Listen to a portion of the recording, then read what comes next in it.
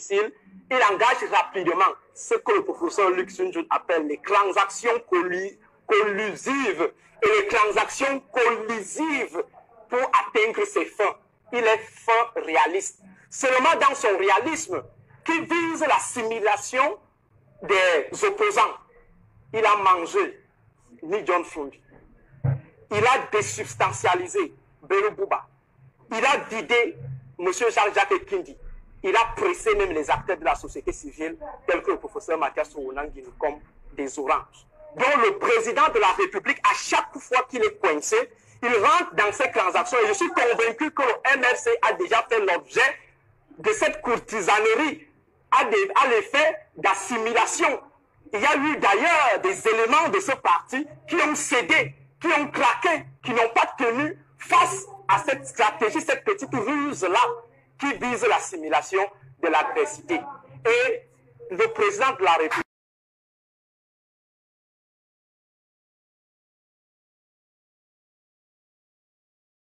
parlez d'Aristide Mono. Bien sûr. Vous parlez de Fridolinké. Oui, c'est pas comme ça qu'on se comporte à l'université. C'est pas comme ça.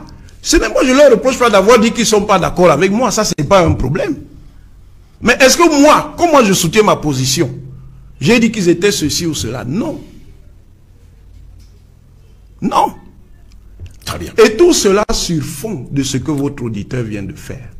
Parce que tout cela tourne autour du ressentiment. Le téléauditeur, justement, David Wilfried Sémet, oui, qui a écrit tout à l'heure en disant que vous étiez fils à papa. Il écrit d'ailleurs le retournement spectaculaire de veste de Méon ne me surprend pas, que sont devenus le gouvernement perpétuel, le chaos Biya, qu'il a longtemps traité de pharaon, de César, ou alors sa mémoire, pour continuer justement, ou alors sa mémoire s'est effacée après avoir été appelé à la mangeoire.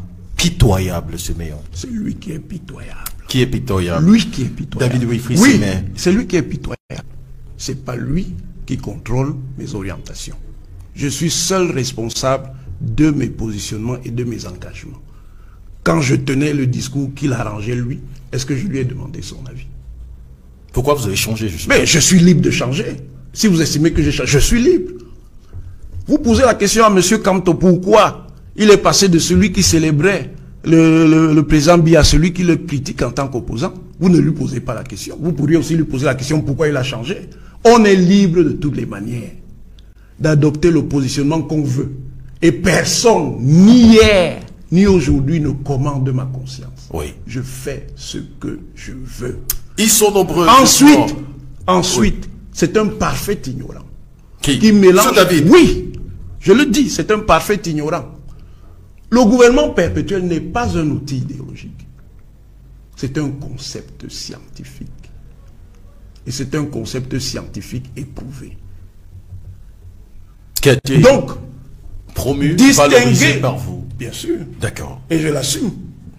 J'assume le concept. Maintenant, j'ai même des grilles plus larges encore pour le développer et pour l'évaluer, contrairement à ce que je sais un pas autre qui demande, vous pourriez, un de ces quatre, revenir dans ces positions anciennement défendues par vous? Je suis obligé. Et puis de toute façon, même si je devais revenir, c'est moi qui décide, c'est pas eux. Je ne suis esclave de personne. Moi, je suis un homme libre. D'accord. Je ne suis esclave de personne. Donc, et vous n'avez pas été certainement acheté. pas d'une on n'a pas besoin. Je suis un seigneur, on n'a pas besoin de m'acheter. Et ceux qui Et de toute façon, en termes de régulation sociologique, soyons sérieux. Oui. Quelqu'un, vous savez combien il faut pour changer le grade? Il faut soit 6 articles, soit 2 livres.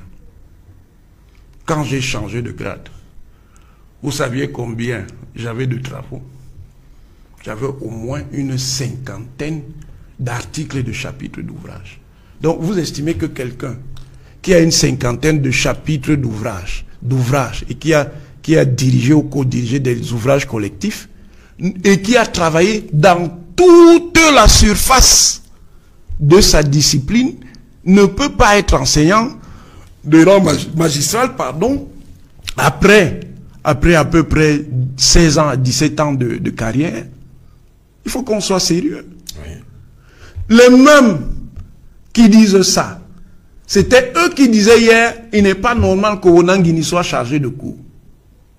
Maintenant qu'ils estiment que le positionnement politique de Owonangini a changé, subitement Owonangini, qu'on promouvait en tant qu'un génie, est devenu le plus bête du Cameroun. Ça, c'est leur problème là-bas. Je ne les attends pas pour déterminer ma valeur. Je connais ma valeur et sur le plan professionnel, elle a été sanctionnée dans une instance compétente. Ce n'est pas eux qui peuvent se prononcer parce qu'ils n'en savent rien. Il y en a là même qui n'ont jamais traversé la porte d'un amphithéâtre. Ils ne sont pas qualifiés d'aucune manière que ce soit à donner quelque avis que ce soit. Et même pour ceux qui ont traversé cette porte, il faut encore être enseignant. Et défendre... Et défendre le diplôme authentique. Bien entendu. Pourquoi vous voulez que... Oui. C'est un scandale de défendre les diplômes authentiques. Parce qu'il y en a qui ont les faux diplômes. Je dis, c'est un scandale. Non, moi, je vous dis, je ne joue pas ce jeu. Moi, je suis dans les principes. Je ne suis pas dans les attaques personnelles. Que tel ou tel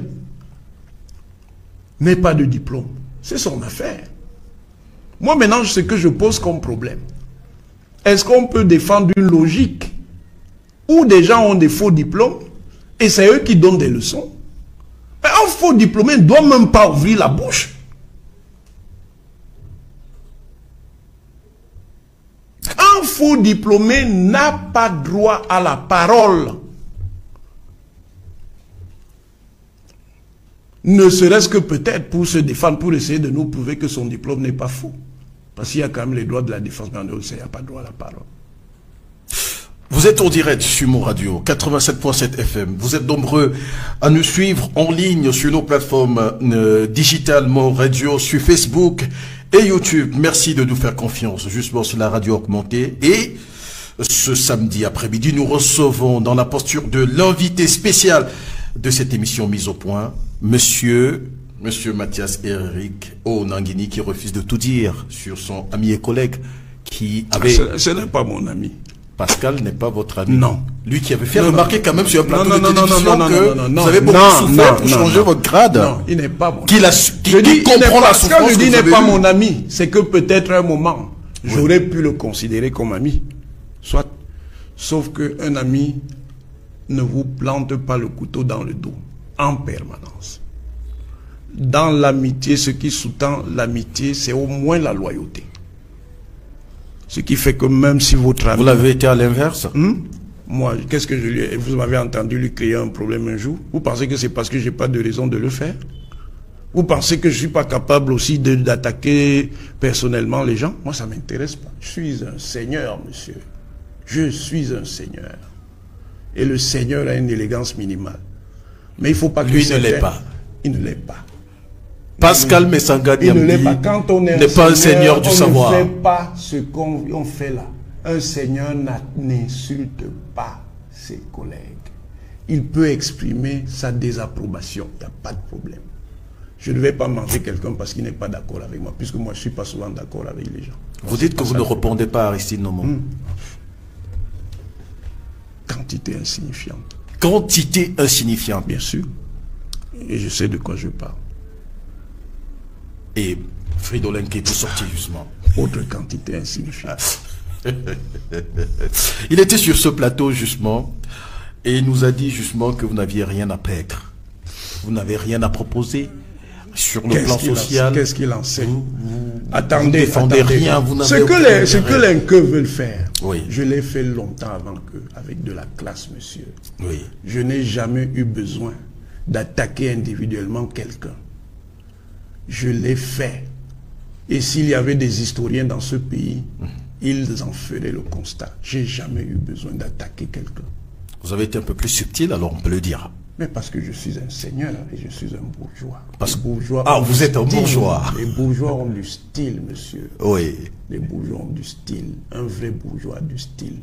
Ça veut dire qu'il s'est converti. Mais c'est pourquoi certains disent justement que vous ne comprenez pas le cri des prolétaires. Ils parlent de quoi? Ils savent ce que moi j'ai subi. Qu'est-ce qu'ils en savent?